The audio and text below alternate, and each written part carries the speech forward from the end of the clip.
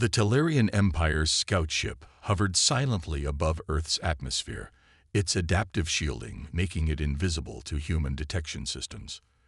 Inside the command center, Commander Daho studied the holographic display of the blue planet with keen interest. The third planet from this unremarkable yellow star had been flagged for standard observation after automated probes detected radio signals suggesting intelligent life. "Preliminary analysis complete, Commander," reported Officer Sunmi from her monitoring station. "The dominant species appears technologically primitive by our standards. Early space exploration capabilities, combustion-based weapons, and limited artificial intelligence." Daho nodded, his six-fingered hand adjusting the display to zoom in on military installations. "Interesting. For primitives, they maintain extensive defense networks." The mission parameters were clear: observe, document, and report back to the Empire without making contact. This was standard procedure for newly discovered civilizations that hadn't achieved faster-than-light travel. But Daho had other ideas. His last 3 assignments had been routine observation missions. He needed something impressive on his record to secure promotion to the Imperial fleet.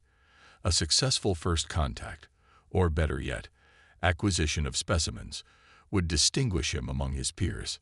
"Officer Sunme, identify an isolated military facility with minimal personnel," Daho ordered, ignoring the concerned look from his second-in-command, Officer Q1. "Commander, our orders explicitly forbid contact," Q1 reminded him quietly. Daho's skin flushed a deeper purple with irritation.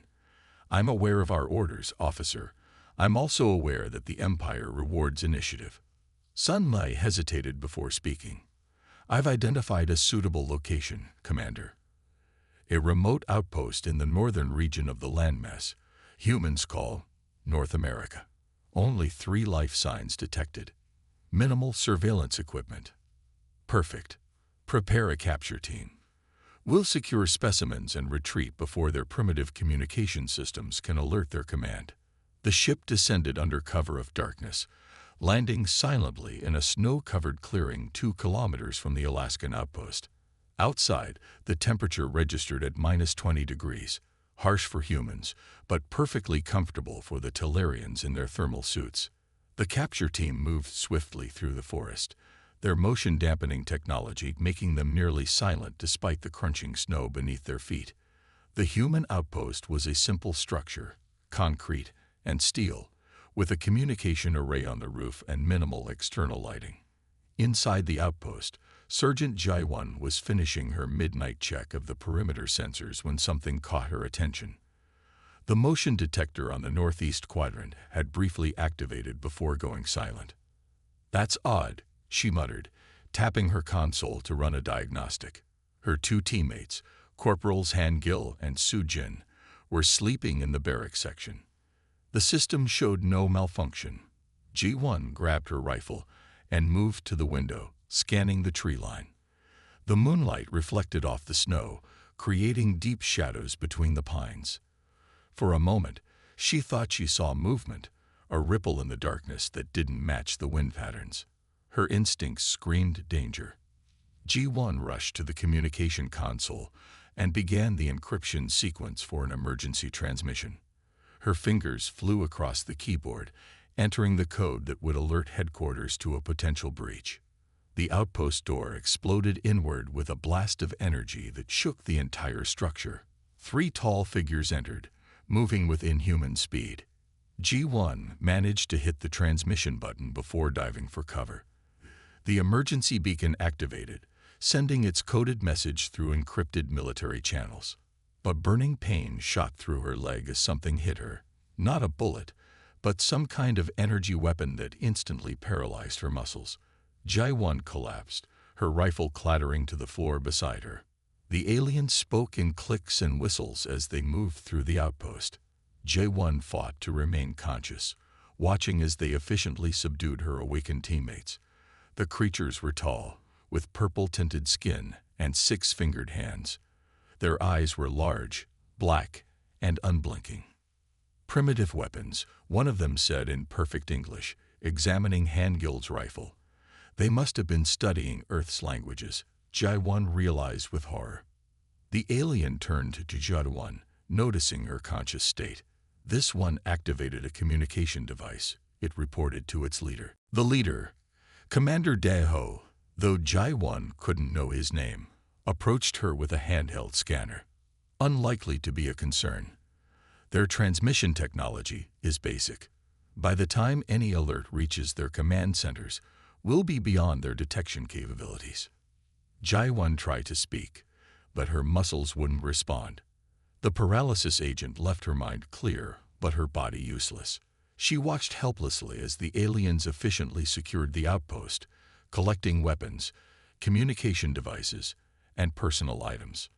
Load the specimens onto the transport, Daeho ordered. We'll conduct detailed analysis once we reach the base. The aliens carried the 3 paralyzed soldiers through the snow toward their waiting ship. Jai-1 struggled to move even a finger, but the paralysis was complete. Her only hope was that the emergency beacon had transmitted successfully before the aliens disabled the communications array. Aboard the Talarian ship, the human soldiers were placed in containment pods. The transparent chambers would keep them alive while allowing for detailed study. Commander Daeho watched with satisfaction as the ship rose smoothly from Earth's surface, heading toward the Empire's hidden research base in the asteroid belt. Begin preliminary scans, he ordered. I want to know everything about their biology, cognitive capabilities, and resistance to various stimuli. Officer Q1 approached cautiously. Commander, our sensors detected a transmission burst from the human facility before we disabled their equipment. Daeho dismissed the concern with a wave. Their technology is primitive. The signal was likely just an automated status report. Even if it was an alert, their response capabilities are limited to this planet. We'll be at the asteroid base long before they could organize any meaningful response. The ship accelerated toward the outer solar system, leaving Earth behind. In his containment pod, Corporal Hangill regained enough muscle control to turn his head slightly toward Jai-1. Their eyes met, sharing a moment of grim understanding. The emergency beacon had been their only chance. What Commander Daeho didn't understand was that humans had been preparing for first contact, hostile or otherwise, for generations.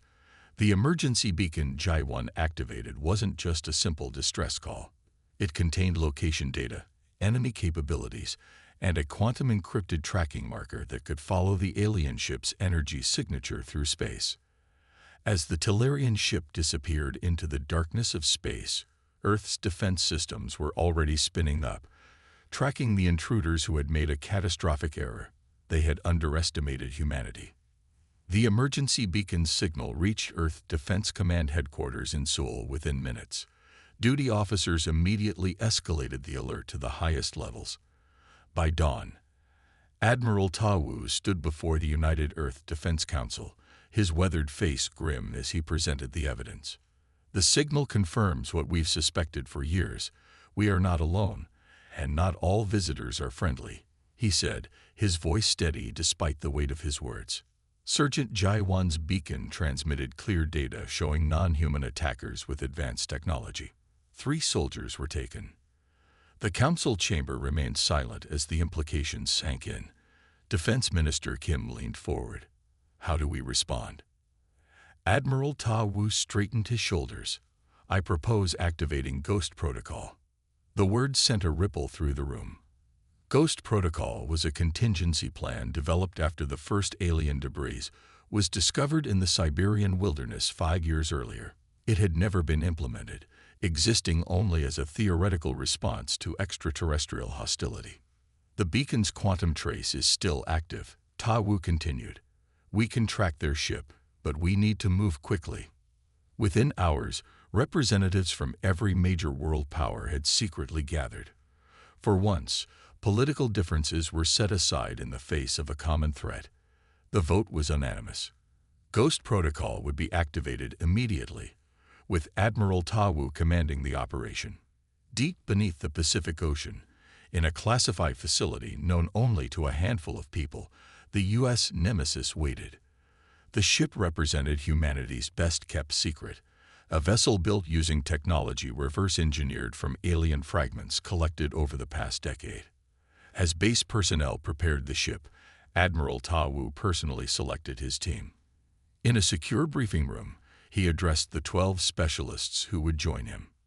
"You've all been chosen for your unique abilities," he said, looking at each face in turn. Major Do Hyun, our stealth operations expert; Dr. Yin Ji, Xenobiology; Captain Jin Ho, Weapons Systems; Lieutenant He Newell, Tactical Planning. He continued through the roster: Communications, Engineering, Medicine, and more. Each person represented the best in their field, drawn from military forces around the world. Make no mistake, Ta Wu concluded, this mission has no precedent. We're tracking hostile aliens who have taken our people. Failure means not just the loss of 3 soldiers, but potentially the security of our entire planet. Major Do Hyun raised his hand. "Sir, what exactly are we authorized to do when we find them?" The Admiral's expression hardened. "Whatever is necessary to bring our people home and neutralize the threat." Aboard the Nemesis, the team quickly settled into their roles. The ship was unlike anything they had trained on before, sleek, silent, with systems that seemed to anticipate commands before they were given. Dr. Yunji studied the alien signal patterns in the ship's advanced laboratory. "The quantum signature is unlike anything in our physics," she explained to Jinho, who had joined her. "It's as if they're communicating through microscopic wormholes." "Can we track it?" he asked. She nodded, adjusting a holographic display. "The signal leads to the asteroid belt. They're hiding there, probably thinking we can't follow." Meanwhile, Lieutenant He Newell coordinated with Earth's Deep Space Monitoring Network. Massive radio telescopes across the planet redirected their focus to the asteroid belt, searching for anomalies. "We've got something," she announced on their second day of travel. "Unusual energy readings from a large asteroid at the edge of the belt. It's hollow." Admiral Ta Wu ordered the Nemesis to approach with caution. As they neared the asteroid, the ship's cloaking technology engaged, another innovation derived from alien technology. "Deploy the reconnaissance drones," Ta Wu commanded. The drones, barely larger than insects, were launched from the Nemesis, traveling several kilometers to the asteroid base. Their quantum-entangled transmission systems allowed real-time observation without detectable signals. What the team saw chilled them to the bone. Inside the hollowed asteroid, the Talarians had established a research facility. At its center, 3 containment pods held the captured soldiers. J1 appeared unconscious, while Hangil was being subjected to what could only be described as torture, probes attached to his head and body as aliens recorded his responses. "They're interrogating them," Dr. Yunji whispered, horror evident in her voice. "Learning about us." Captain Jin Ho's face hardened. "They're learning our weaknesses."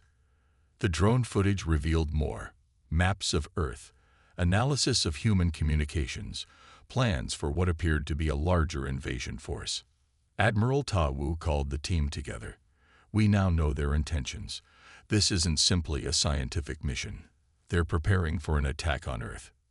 "How many aliens are we dealing with?" asked Major Dodian. Newell reviewed the drone data. "We count approximately 30 Talarians on the base. Their main ship is docked inside, plus several smaller craft." "And our captured soldiers?" Ta Wu asked. Dr. Yunji pulled up the latest footage. Sergeant J1 and Corporal Su Jin appear sedated but stable. Corporal Han Gil, she hesitated. His condition is deteriorating. They're using some kind of neural probe.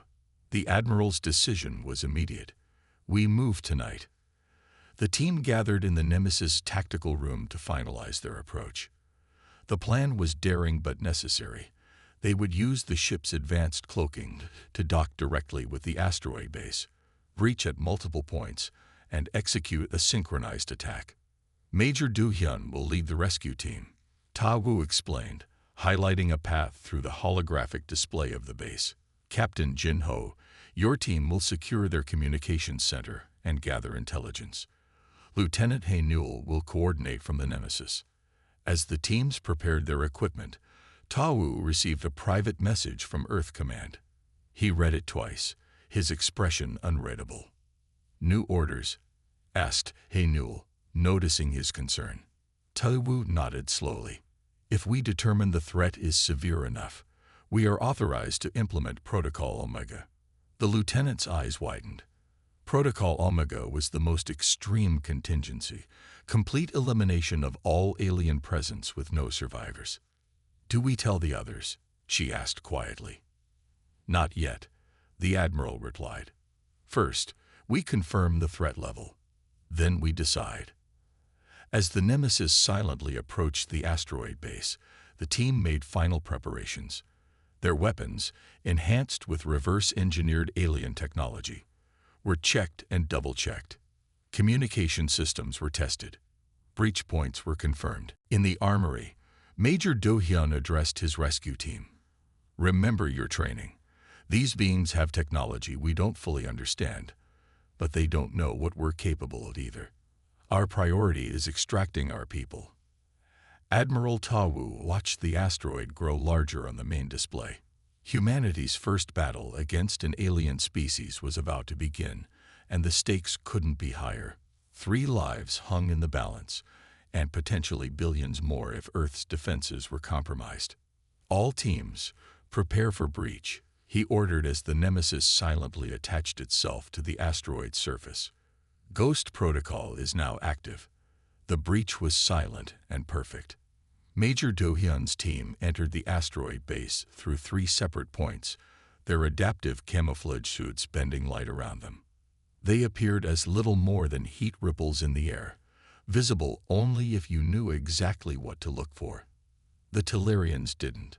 Captain Hyun-ki led the primary insertion team through what appeared to be a maintenance shaft. His helmet displayed a 3-dimensional map of the base constructed from drone reconnaissance. 5 team members followed in single file, moving with practiced precision. Team 2 in position, came Major Do-hyun's whispered confirmation through their secure comm system. Team 3 ready, added Lieutenant Yoon-gi from his position near the alien ship's docking area. Lieutenant Commander Mi-suk monitored all 3 teams from the Nemesis. "All Tellurian life signs show normal patterns. They haven't detected you yet." Hyun-ki raised his fist, signaling his team to halt as a Tellurian scientist walked past an intersection ahead. The alien moved with a confident stride, completely unaware of the human infiltrators less than 3 meters away. "Remember," Admiral Tawu's voice came through their comms, "primary objective is recovering our people. Secondary objective is intelligence gathering." The teams moved deeper into the facility, placing small quantum disruptors at key junctions. The devices would activate simultaneously when triggered, disabling Tellurian communication systems. Sergeant Bo Young, Team 1's tech specialist, accessed a data terminal. "I'm in their system," she whispered, "mapping security protocols now." The infiltration continued for 20 minutes without incident. Then, a Tellurian security officer paused in a corridor, tilting his head as if sensing something amiss. He approached the wall where Team 2 was pressed against, his large black eyes scanning the area. Major Do-hyun remained perfectly still, his breathing controlled. The alien raised a 6-fingered hand, almost touching Do-hyun's camouflaged form. In the command center of the base, Commander Daeho reviewed the latest results from the human specimens. The neural scans from the male human had provided valuable information about Earth's military structure before his biological functions had ceased. The female specimen identified as Ji-1 was proving more resilient, her mind stubbornly resisting their probes. An alert flashed on his console, a minor power fluctuation in Section 6. Daeho frowned. "Officer Sun-mi, check the power grid for anomalies." Before Sun-mi could respond, the security officer's voice came through. "Command, I'm detecting unusual readings in Corridor B. Request additional." The transmission cut off abruptly. Daeho straightened. "Officer Sun-mi, alert security. Full facility scan immediately. In Corridor B, Major Do-hyun lowered the unconscious Talarian to the floor. The neural stunner had worked perfectly. The alien would remain unconscious for hours with no lasting damage. Our cover's compromised, Do-hyun reported, moving to accelerated timetable. All teams, proceed to primary objectives immediately. My-suk ordered from the Nemesis. The base alarm activated, a pulsing sound that vibrated through the structure. Talarian voices called out in their clicking language, followed by the sound of running footsteps. Captain Hyun-ki's team reached the research center first. They disabled 2 Talarian guards with precision stun blasts before they could draw weapons. Inside, 3 containment pods stood in the center of the room. 2 contained still forms. The third was empty. "We have visual on 2 captives," Hyun-ki reported, approaching the pods. "Sergeant Jaewon is alive but unconscious. Corporal Hangil." He paused, checking the second pod. "Corporal Hangil is deceased. No sign of Corporal Soo-jin. Check the adjacent laboratories," My-suk instructed. Lieutenant Min-ho placed breaching charges on the containment pods while the rest of the team secured the room. The pods opened with a hiss of escaping gas. Ji-won's eyes fluttered but remained closed as Min-ho attached a medical stabilizer to her neck. "The specimen is responding well to the neural extraction," a Talarian voice said from a nearby room. "Its resistance is impressive for such a primitive species." Hyun-ki signaled his team. They positioned themselves on either side of the laboratory door, then breached it with a coordinated movement. Inside, 3 Talarian scientists stood around an examination table. Strapped to it was Corporal Soo-jin, or what remained of her. Devices were attached to her head, her chest cavity open as the alien studied her internal organs.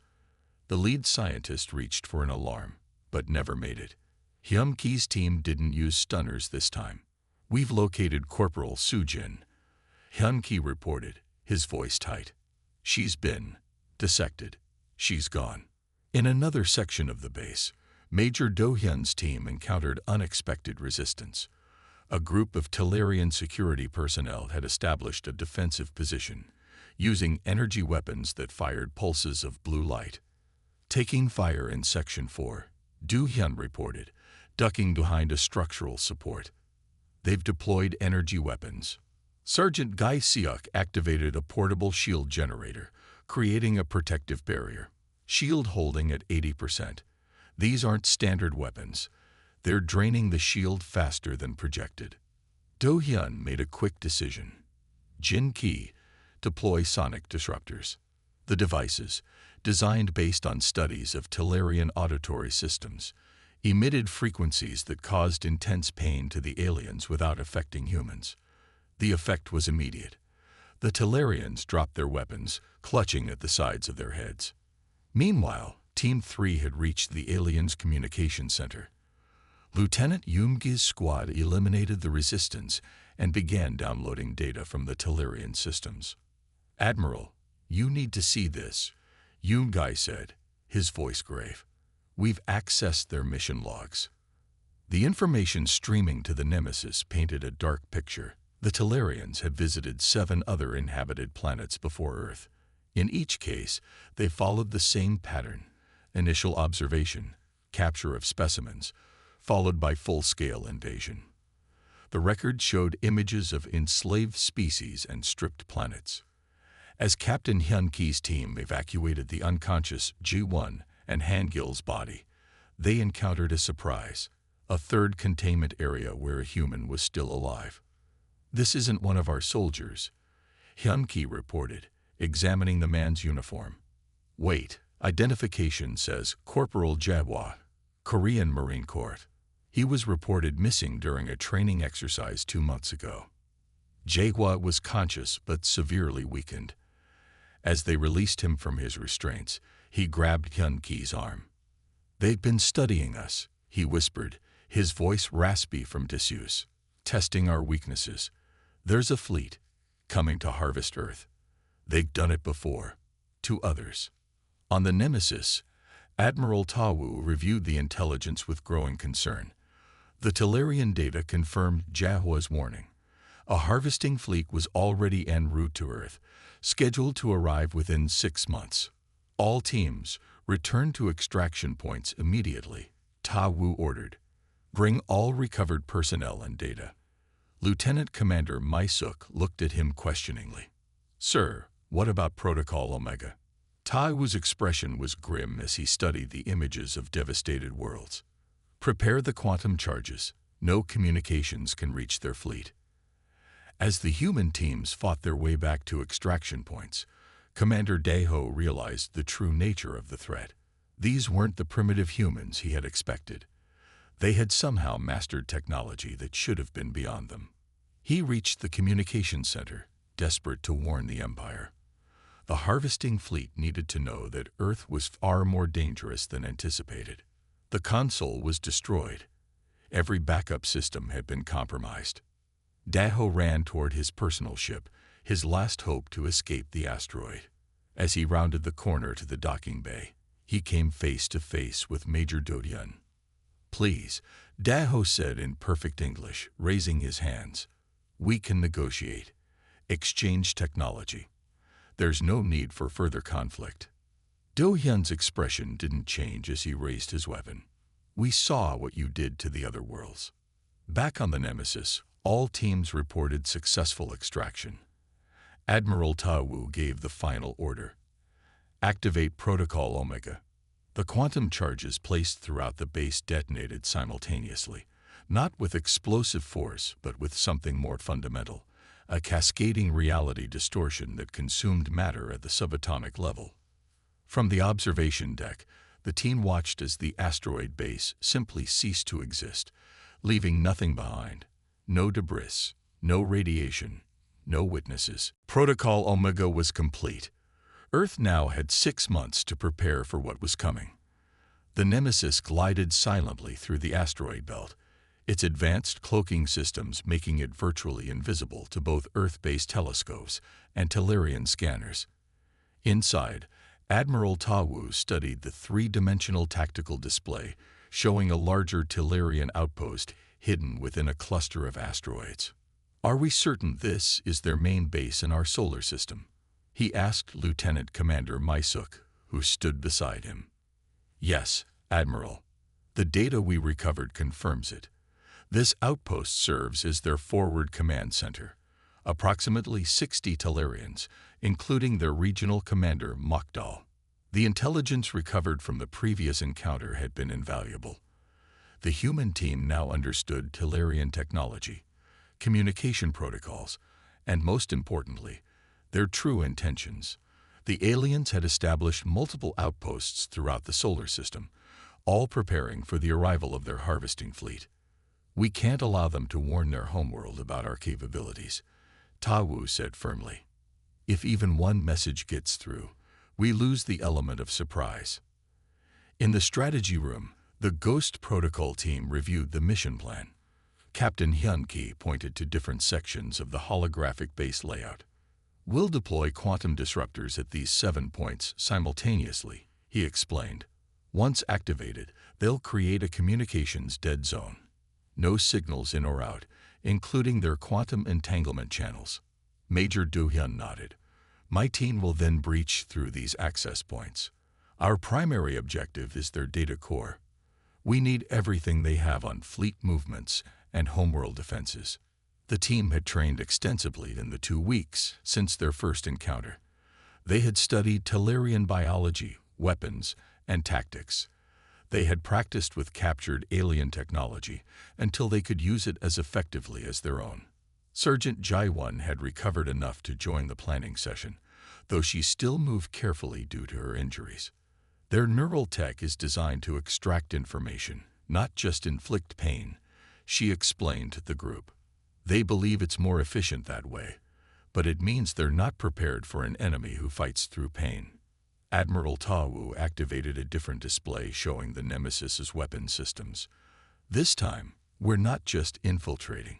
We're striking with everything we have. The ship had been enhanced with systems reverse-engineered from the technology recovered during their previous mission. Energy weapons that could cut through Tellurian shields. targeting systems that could predict alien movement patterns, defensive measures specifically designed to counter Tellurian attacks. We launch in 6 hours, Ta Wu concluded. Prepare your teams. As the Nemesis approached the Tellurian base, it maintained perfect radio silence. The ship's passive sensors gathered detailed information about the base's defenses without emitting detectable signals. They've increased security since our last encounter, Mysuk observed. Additional patrol ships, enhanced sensor arrays. But they still don't know what we're capable of, Ta Wu replied. That remains our advantage. The attack began not with weapons fire, but with silence. Specialized drones, no larger than insects, were deployed in a spherical pattern around the Tellurian base. Each carried a quantum disruption device designed to sever all forms of communication. Inside the Tellurian command center, Commander Mokdal reviewed status reports from their observation posts throughout the solar system. The loss of the research outpost 2 weeks earlier had put all Tellurian forces on high alert, though they still believed it was likely an unfortunate accident rather than human action. No unusual activity detected in Earth orbit, reported his security chief. Their space activities remain confined to their primitive satellites and space station. Mokdal nodded. Continue monitoring. A harvesting fleet will arrive in 5 months. We must complete our... He stopped mid-sentence as every communication screen in the command center suddenly went dark. Emergency lights activated as primary systems failed. What's happening? He demanded. Unknown, Commander. We've lost all communication with our patrol ships. Internal systems are failing. Something is disrupting our quantum fields. Mokdal's eyes widened with sudden understanding. The humans. They're here. The Nemesis decloaked directly in front of the base's main observation window, revealing itself in a moment carefully calculated for psychological impact. Its sleek design, clearly incorporating Tellurian technology, sent a clear message. Humans were not the primitives the aliens had believed them to be. Tellurian base. This is Admiral Ta Wu of Earth Defense Force. Came the transmission on all Tellurian frequencies. Your communications have been neutralized. Your weapons are targeted. Surrender immediately. Mokdal assessed his options quickly. With communications down, he couldn't request reinforcements or warn other outposts. His base's weapons were formidable, but clearly the humans had advanced beyond what Tellurian intelligence had indicated. Open a channel, he ordered. We need time to assess their capabilities. On the main screen, Admiral Ta Wu's face appeared. Mokdal noted the human's calm demeanor, not the panic or uncertainty he would expect from a supposedly inferior species. This is Commander Mokdal. We are a peaceful scientific expedition. Whatever misunderstandings have occurred, we can resolve them diplomatically. Ta Wu's expression remained unchanged. We've accessed your data, Commander. We know about the 7 worlds your kind has harvested. We know about the fleet on its way to Earth. Mokdal concealed his surprise. The humans had penetrated their secure databases, far more sophisticated than anticipated. He needed a new approach. Admiral, there are things you don't understand about our technology, our capabilities. We can offer an exchange. Join us instead of resisting. Your people could benefit greatly. While this conversation continued, Ghost Protocol teams had already breached the asteroid base at multiple points. Major Du Hyun led his squad through service tunnels, encountering minimal resistance. The Tellurians, confident in their technological superiority, had never expected an enemy to penetrate their inner defenses. We've reached the data core, Du Hyun reported quietly. Beginning extraction. On the command deck, Mokdal continued his attempts at negotiation, unaware that humans were already inside his base. Admiral, I propose an immediate cessation of hostilities. We can establish diplomatic relations beneficial to both our species. Ta Wu received confirmation that the data extraction was proceeding. Commander Mokdal, we've reviewed the records of your previous encounters with other civilizations. In each case, you offered peace terms while preparing your weapons. Mokdal's skin darkened slightly, the Tellurian equivalent of paling. That is a misinterpretation of our historical records. Is it? Ta Wu asked. The main screen shifted to show footage recovered from the Tellurian databases, recordings of their commander offering peace to the leaders of another world, followed by scenes of that same world being systematically stripped of resources while its population was enslaved. Data extraction complete, came Major Dohyun's report. We have everything. Fleet positions, homeworld coordinates, weapons specifications, biological data. Mokdal realized the deception too late. The humans had never intended to negotiate. The conversation had merely been a distraction while they infiltrated his base. All Tellurian personnel, defensive positions, he shouted, activating the base's internal defenses. Energy barriers descended, weapon systems powered up. But the humans had anticipated this. The quantum disruptors had been calibrated to affect not just communications, but all systems using the same technology. Throughout the base, Tellurian weapons and defenses failed simultaneously. All teams, execute Protocol Omega, Admiral Ta Wu ordered. The Nemesis revealed weapons the Tellurians had never seen before, adaptations of their own technology, but modified in ways they hadn't considered. Energy beams sliced through the base's external defenses with surgical precision. Inside, the Ghost Protocol teams moved with coordinated efficiency. They encountered desperate resistance from Tellurian security forces, but the aliens were fighting blind, their tactical systems offline. Commander Mokdal made his final stand in the command center, surrounded by his senior officers. When Major Dohyun's team breached the doors, he stood with dignity. You cannot stop what's coming, Mokdal said. The Empire will avenge us. Dohyun's response was simple. They'll never know what happened to you. The final phase of Protocol Omega was executed with grim efficiency.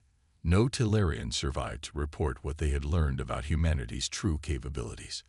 No message would reach their incoming fleet warning them that Earth was not the easy target they expected. As the Nemesis departed, Admiral Ta Wu watched the asteroid base collapse in on itself, destroyed by its own power core. Earth now possessed everything it needed to prepare a proper welcome for the Tellurian harvesting fleet. Set course for Earth, he ordered. We have work to do. Earth transformed in the months following the Tellurian encounters. Nations that had fought each other for centuries now worked together with singular purpose. The recovered alien technology spread through secret research facilities across the planet, where scientists and engineers worked day and night to understand and adapt it. Admiral Ta Wu stood at the window of the newly constructed Space Defense Command Center, watching as workers assembled the massive defensive platform in Earth orbit. What would have taken a decade to build using conventional technology was nearing completion after just 4 months. The Mars outpost is operational, Lieutenant Commander Maisuk reported, joining him at the window. Jupiter and Saturn defense rings will be active next week. Ta Wu nodded. And the Deep Space Monitoring System. Online and functioning beyond expectations, we can now detect quantum communication signatures as far as the Kuiper Belt. The data recovered from the Tellurian bases had been invaluable. It contained not just information about the hostile aliens, but details of countless other species and civilizations throughout the galaxy. Earth had gained a cosmic map and a technological roadmap that would have taken centuries to develop independently.